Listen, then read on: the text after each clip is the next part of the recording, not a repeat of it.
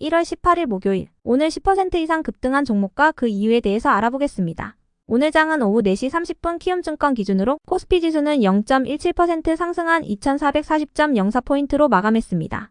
외국인과 기관은 매도로 임한 가운데 개인은 매수로 대응했네요. 한편 코스닥 지수는 0.87% 상승한 840.33포인트로 마감했습니다. 외국인과 기관은 매수로 임한 가운데 개인은 매도로 대응했습니다. 그럼 본격적으로 오늘의 급등 종목들을 살펴볼게요.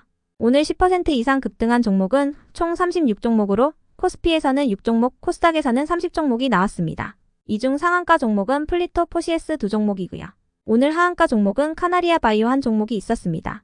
총 36개의 급등 종목을 섹터별로 묶어보니 5개 테마로 나눠볼 수 있었어요. 그 외 나머지는 개별 이슈로 오른 종목들인데요. 먼저 1번 AI 반도체 섹터입니다. 삼성전자가 어제 미국 캘리포니아주에서 갤럭시 언팩 2024를 열고 갤럭시 S24 시리즈를 공개했습니다. 이번 시리즈는 삼성전자가 자체 개발한 갤럭시 AI가 탑재된 전세계 첫 AI 폰으로 통화 중 실시간 통역과 카메라, 사진 편집 기능 등을 높인 것이 특징이라고 하는데요. 실시간 통역은 클라우드를 거치지 않고 기기 자체 내에서 구동되는 온디바이스 AI를 기반으로 이뤄지며 유튜브 등에서 동그라미만 그리면 AI가 알아서 검색 결과를 제공하는 등의 기능이 있는 것으로 알려졌습니다. 이를 위해 구글과 협업한 서클 투 서치 기능도 처음으로 탑재됐다고 전해졌는데요. 이러한 소식에 AI와 반도체 및 일부 휴대폰 부품 관련주들이 시장에서 주목받은 모습이었네요. 다음은 이번 저출산 재택근무 섹터입니다. 어제 장마감 후 이재명 더불어민주당 대표와 한동훈 국민의힘 비대위원장이 저출산 관련 정책을 발표할 예정이라는 소식이 전해진 바 있습니다. 여기에는 출산 지원뿐 아니라 육아휴직을 의무화하고 대상 자녀의 연령을 확대하는 등의 같은 정책이 여러 담길 것으로 예상되고 있는데요. 아울러 대통령실은 저출산 문제에 대해 근로 형태 개편 중심의 획기적인 정책을 고민하고 있다고 전해지기도 했습니다. 저출산 고령사회위원회는 출산 가정에 대해 유연근무와 재택근무를 허용하는 하이브리드 근무제를 집중 검토 중인 것으로 전해졌어요. 해당 소식에 저출산 관련주 및 재택근무 관련주들이 시장에서 주목받은 모습이었네요. 다음은 3번 OLED 섹터입니다. LG화학이 올해 애플이 출시하는 아이패드에 OLED 소재를 공급한다는 소식입니다. 그간 OLED용 피도판트는 독일 노발레드가 납품해왔지만 LG화학이 구도를 깨고 진입한 것으로 전해졌는데요. 아이패드는 세계에서 가장 많이 판매되는 태블릿으로 OLED 아이패드의 출시는 태블릿 시장 내 OLED 확산을 앞당길 것으로 예상되고 있으며 시장 확대에 따라 LG화학 피도판트 공급도 늘어날 수 있는 것으로 전망되고 있습니다. 이러한 소식 속 OLED 관련주 일부가 시장에서 주목받은 모습이었네요. 다음은 4번 웹툰 섹터입니다. 웹툰을 원작으로 한 나 혼자만 레벨업 애니메이션이 서비스를 시작한 가운데 북미 최대 애니메이션 스트리밍 플랫폼 크런치롤의 서비스가 일시 중단될 정도로 인기를 끌고 있는 것으로 전해졌습니다. 이러한 흥행 소식 속 웹툰 관련주 일부가 시장에서 부각된 모습이었네요. 다음은 5번 농업 음식료 섹터입니다. 홍해를 둘러싼 지정학적 리스크가 고조되고 있는 가운데 미국이 3년 만에 다시 후티 반군을 테러 단체로 재지정했습니다. 이번 조치로 미국 금융기관은 후티 반군의 자금을 동결하게 되며 후티 대원들은 미국 입국이 금지될 것으로 전해졌는데요.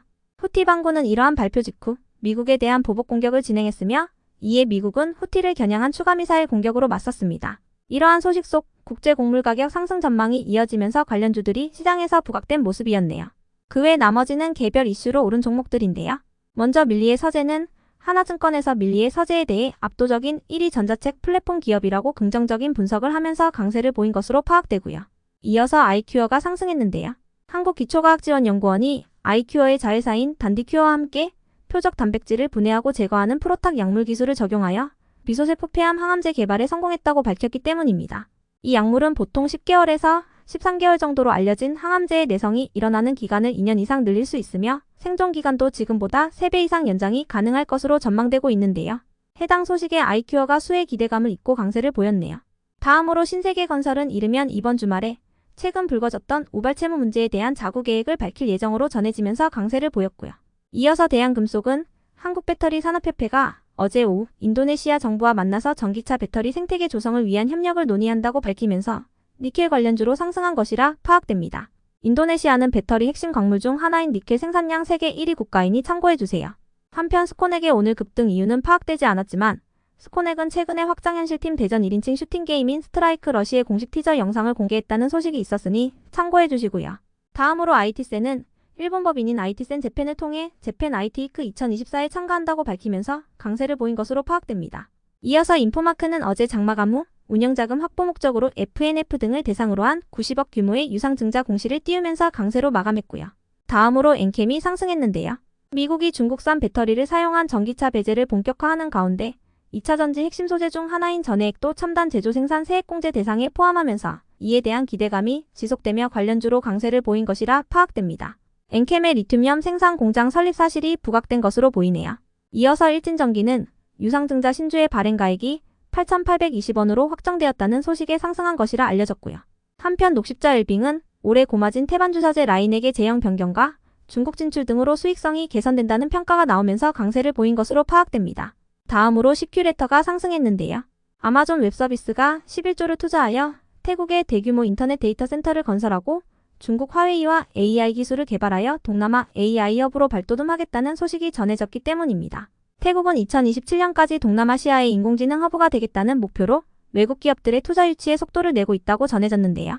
해당 소식에 시큐레터가 태국 보안기업인 블루지브라와 IDC 구축을 위한 공동투자 협약을 체결했던 이력이 시장에서 부각된 것으로 보이네요. 이어서 진원생명과학이 상승했는데요.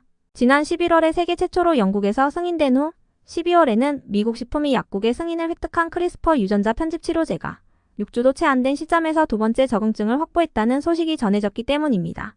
해당 소식에 진원생명과학이 유전자 치료제 관련주로 부각되었고요. 한편 아미노로직스는 고가의 의약품에 사용되는 광학활성아미닐의 키랄 전환이 바이오 공정 개발 및 인공요소 3 설계에 국내 연구진이 세계 최초로 성공했다는 소식이 전해지면서 아미노로직스가 아미노산 중간체 기술을 보유했다는 사실이 부각되며 강세를 보였습니다. 끝으로 오늘은 하한가를 간 종목도 한개가 있었는데요. 카나리아 바이오는 임상 3상을 진행 중이던 난소암 치료제 오레고보맙에 대해 시험 중단을 권고받았다는 소식이 전해지면서 이틀 연속 하한가로 마감했습니다. 여기까지 오늘 10% 이상 급등한 종목들을 알아보았습니다. 내일도 성투하세요.